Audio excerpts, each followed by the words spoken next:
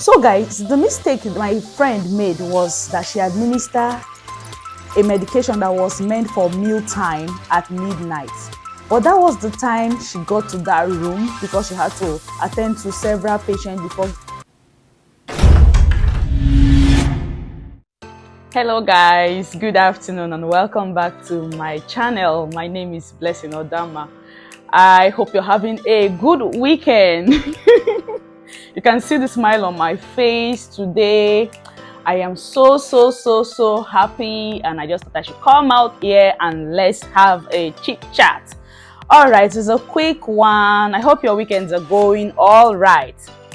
So in today's video, I would like us to discuss about something very important. It might be like a lesson. I know it's something we all would learn from. It's just story, but at the same time is a lesson. It's something that we all as nurses are going to learn from. So if you are new to this channel, in this channel we talk about nursing, we talk about lifestyle, we talk about life in the abroad, and then we do content vlog as well. So if this is what interests you, just stick around, watch my videos, subscribe, hit the like button, so whenever I post new content you'll be the first to get a notification. I made this video yesterday, and at the end of my video I realized that I was speaking to myself, like nothing was like it recorded, but I couldn't hear myself talk all the while, and I just kept ranting, saying so many things and just talking to myself. And at the end of the whole video I said, okay, let me go through what I have done and do some editing, and then I realized that I was just talking and it wasn't coming out from the video. So yeah, this is me trying to do another video again today. So let's go straight to the point. I said earlier that I'm really happy today. I'm really grateful to God. I'm going to give us a situation that happened and how God helped saw my friend through. It's not about me, but it's about my friend who had some situation. Something happened couple of weeks ago, and God Almighty helped, and today it's like a testimony. So I'm coming here to share it with us, and also so we can learn from this situation. So now, all right, you know how it is when as a nurse you have a pin. You know you need to guide your pin with all your life. You know you need to guide your pin with everything it takes as a registered nurse. Once that pin is withdrawn from you, you can't practice as a nurse ever in that country. So if you're a nurse in Nigeria and your pin is taken away from you, you can never practice as a nurse again because you don't have a pin. The highest you can do is to go and work as an auxiliary. Of course, you know how that works. And then if you're abroad, anywhere in abroad, and your pin is being taken away from you, say you came into or you traveled into a country with a sponsorship, as per se you're a nurse, and then anything happened to that pin, of course you can't practice in that country as a nurse. You have to pay back whatever those company paid to bring you over, and then go back home or start looking for other jobs that you can work wherever you are to earn money or earn a living. So now I'm going to tell you what happened to a very good friend of mine and how God was able to save her through all of this. And I'm so happy I'm sharing this with all of us so we know what to do in cases of we shouldn't even let it go to that extent where it's going to happen. So all I'm trying to say in this video is guide your pin as a registered nurse with all your life. Guide your pin with whatever it takes. If you're a registered nurse anywhere, you see that your pin, hold it. Hold it dear to yourself, because if anything happened to that pin, man, that's you gone. So yeah, few months ago, I think 2 months ago, my friend who is a registered nurse under sponsorship came from abroad, was working in a particular country. So I'm not going to mention any country here, but yeah, so she went for a shift in a particular hospital, and on handover there were 2 nurses there, and she took over the shift. She didn't realize, she was a bit relaxed. You know, when you're doing a locum, it's like a locum, and in abroad they call it agency. So you go for a shift. You're not a staff there, but you are registered with an agency where you go to cover shifts in different hospitals. Most times you might be, it might be your first time going to that hospital or home. So you are not really conversant with what is happening there. So they like do a proper handover, show you, okay, this is how things are done, this is how things are done. So this friend of mine went for a shift on that day, and she noticed that there were two nurses. So she was a bit relaxed, like, okay, I have one nurse here, and probably she's a staff here, and she'll be able to put me through things that I'm not clear about. That's what she thought. So after taking over the shift, the morning nurses had left. That was when this other nurse now told my friend that, do you know you're the only nurse working tonight? I'm a twilight and I'm closing at 10 o'clock. At that point, my friend was confused. Why didn't you mention it earlier that you're closing by 10 o'clock so I can at least get a proper induction and all of that? But at that point, she also said she's an agency nurse as well. That means she's not a staff there. By right, a staff from that hospital is supposed to give you like a tour about the hospital and also give you information you need to know. If there's any patient you need to focus on, or you need to give some specific care at handover, that's when you receive, on handing over and taking over the shift, that's when you receive all this information. So this is handover done and everything, and this nurse is saying to my friend that, okay, you're going to be alone and all of that. So my friend at that point wanted to call the agency to say, I can't continue the shift.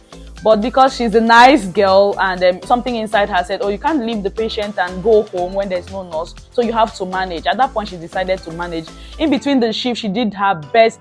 As the shift progresses, she now realized that there were some things that she saw on the chart that weren't clear. There were some patients on peg feed that didn't have it at the due time, and the patient were not on any feed. She had to fix all of those things that weren't done properly. She had to correct them. And by the time she got to a particular patient room, it was past the time of medication, almost midnight, and she gave the medication when she got there.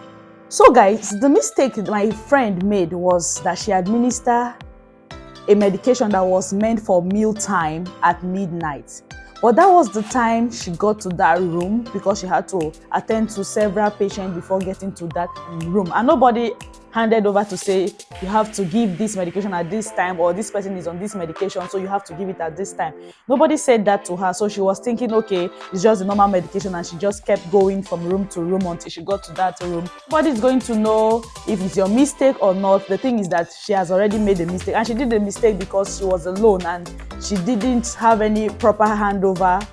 She didn't have any proper clarification. She would have started with that medication first, or started with that patient first before going to the other. But because she wasn't given any proper handover, she had to start from wherever she decided to start from. And then when she gets to the patient room, it was already midnight. So the mistake she made there was giving a patient medication that was meant for mealtime at midnight. And then another thing they said that she didn't sign the medication she administered for some of the patient. Of course, when you're under pressure, you won't even remember what you've done and what you've not done. But what she explained, she said she can't remember not signing any medication. So I was like, okay, how did they know she administered and did not sign? Whatever that case is. But yeah, she was able to go through it, and they realized that it was the pressure on her that was too much. She was alone instead of working with two persons and all of that. So that was how the case came to an end. When she finished the shift, eventually in the morning, she handed over to tell them that she never knew she was working alone. Now, wherever in the world you are and you're a registered nurse, please do not work above your level of competence. That is what I'm going to say in this video. Do not work above your level of competence. If you know you've been posted to a particular hospital, and you know that the things they do there, you're not conversant with it, ask. If they're able to put you through, fine. But if you know that you can't cope with it, please do not work above your level of competence. Just kindly, jejely go home so you don't implicate yourself. Now, she handed over in the morning to say, okay, she didn't realize she was working alone. If she had known, she wouldn't have accepted to take the shift without a second person. And that at the same time, she did her best, and the shift has come to an end. So she handed over and went home. So when she got home that day, she told me that she phoned the agency to say, okay, this is what happened and I'm not happy with it. Something like this can lead you to losing your PIN and all of that. So the agency understands her concern, and we're so sorry everything happened the way it played out, and encourage her to always ask if she's alone early enough so she can make the decision promptly. So now 1 month later, she got like a feedback. You know, when you go to do a shift, they send you an email, like a feedback for you to tell them how your first shift went, because this was her first shift in that agency and her first shift in that home or hospital that she went to. So she received that email. That was, and she said sometime on the 17th of January, and then she was at work and she became nervous and scared, like what is happening. They gave her a call and she responded, oh, this hospital have laid a complaint about you, we are going to send you an email to respond to it. At that time she became nervous and scared. I started calling a couple of friends, colleagues and all of that. Some encourage her, oh, you need a solicitor, you need a lawyer, you need a blah blah blah blah and that, all of that. So yeah, and she now thought of, okay, she's registered with the union. You know, when you are in abroad, even anywhere you are, you are a registered nurse, you have to register with the union. So there are several unions that you can register. So she called one of these unions that she's registered with and said, see the problem I am into now. See, I got a call from my employers to say they lay a complaint and they need me to respond. Please, I need you to guide me through on how to respond.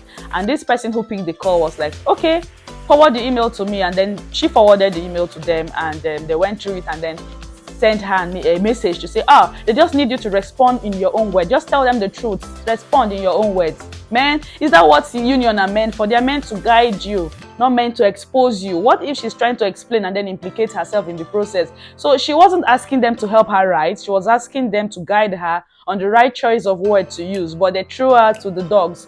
My friend was a bit nervous and then told her pastor about it in church. The pastor prayed with her. And then she spoke to 1 or 2 friends in church as well. So there's this brother of hers in church that referred her to a friend of his, and that the friend was really helpful to her. And that friend has an idea of why it works in that hospital, because she has worked there before, so she had an idea of how everything works. And this friend of his was able to like go through all what she has documented and written down and make some corrections. So before she even had to contact the other lady that helped finally, she wrote down whatever she needs to write to explain the situation that happened and forwarded it to her union. Guess what? The union said, oh, what you've written is okay, you said the truth, just send it to them, but what you have written is going to call for further actions. So if there's any further action, please do not hesitate to contact us. Well, are you going to wait for further actions before you help out, or you're supposed to help to prevent further actions? I don't get it. So at that point, I was really upset, but calmed myself down and encouraged her, please, okay, relax, we are going to find a way out of this. And then she was able to contact this beautiful sister with a good heart. And she went through all of what she has written and I said, no, that is not how to write an incident. With this way, it's going to end up very bad. And then she was able to take out some words, put in some words, like make some correction. She vets everything. And to the glory of God, it ended with praise. She vetted it and then sent it back to a friend, went through all what was vetted by this sister, and then forwarded it to the agency. Now, it's been 24 hours, 48 hours, 72 hours, and it keeps going. No response from them. They've not heard. My friend haven't heard. And she was like, oh God, I've not heard from these people. I hope all is well. What decision are they taking now? What actions are they going to take? She was a bit nervous. Another person, relax. So just everything is going to be fine. She keeps talking to herself as well. Family were supportive, friends were supportive, and all of that. So after a week plus, she didn't hear from them. And on the 1st of February here, that's a few days ago, she got an email with an apology. So that is why I am so happy. Something that was meant to destroy her now came through. Like everything just worked like perfectly well. So she got an apology saying, oh, well, they are so sorry. It happened like that. That next time they are going to make a proper arrangement whenever they are having agency staff to have a proper induction before the beginning of the shift, that it was their fault. They apparently accepted that it's their fault and they apologized to this, my friend. So that's the case closed. And then they wrote in the mail that the case is closed. So she was so excited when she saw it. That was like a new month gift for her, and she was so happy. When she shared this testimony with me, like here, it's a testimony, I just felt like, oh, this would be a very good content for my viewers, because I know basically I have got so many nurses as a subscriber to this channel. Even though you're not a nurse, you should have a sister, brother, friend, wife, girlfriend who is a nurse or an intending nurse. So I just thought of bringing the information out here so that we can all learn. So with all this I've discussed in this video, what have you learned? For me, I have learned, number one, do not work above your level of competence. That's the broad heading of everything. So now, even if you're a locum, you're an agency staff, before picking a shift, try to find out like find out what's going on in that hospital. How many staff are supposed to be on a shift? How many patients do they have? How many beds space are in the hospital? Try to find out all those things, and then when you eventually pick the shift, be sure, if you know you are not competent enough, do not head a particular shift alone. Just like that hospital my friend went to, she had over 40 residents. So if you know you are not capable of being in charge alone, looking after so many patients, then do not pick that shift. And whereas that hospital was meant to be covered by more than 2 nurses, either 2 or more nurses. So she was alone covering that shift. That was why they had to apologize to her and all of that. And man, she's not going to pick shift ever again in that place. She learned it the hard way. So now you want to be competent enough, do not do anything that you cannot do. Like whatever you know you can do, just say no to it. Nobody's going to flog you. Nobody's going to reprimand you for doing that. So secondly, you want to find out if you're charging that place alone or someone else is charging it. You want to know their bed spaces. You want to know the number of patients they have. You want to find out all of these things. So before picking a shift, make sure you find out all this information. So lastly, I will say, guide your pin. Again, I'm repeating this, guide your pin with your life. Whatever it takes, anything you know that is going to implicate you and your pin, please avoid it. Okay, I know times are hard, difficulties, you want to do extra job to earn more and all of that. In the process of doing all of this, be careful. As nurses, let's be careful. So this story is for us to learn from mistakes of others, or from my mistake or my friend's mistake. If you were able to get value for your time, value for your data, then kindly hit the subscribe button, so whenever I post new content, you'll be among the first to get notification. So whatever your comments are, just leave them in the comment section. You might probably have gone through the same situation or scenario. You might have also worked in somewhere that almost cost you your pin and all of that. If you have ever experienced any of these things that I explained in this video, kindly share in the comment section so that we can all learn and don't get caught up in any situation like this. So we learn from our mistakes. So with this, I'm going to see you in my next video. Bye.